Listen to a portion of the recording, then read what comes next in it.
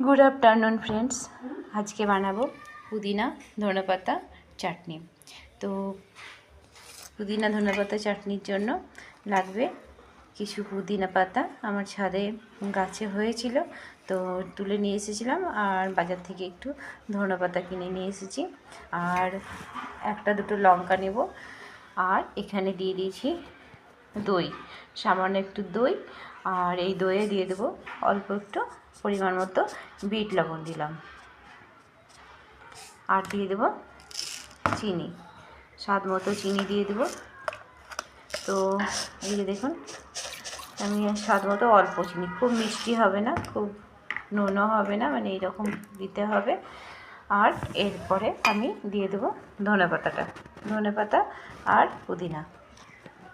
তো এবার আমি এটাকে মিক্সিতে পিষে নেব। তারপর পিষে নেওয়ার পরে আসছি। তো দেখুন, আমার ধনেপাতা আর পুদিনা পাতা চাটনি একদম রেডি। এটা ভাত বা পরোটা দিয়ে খেতে বেশ লাগে।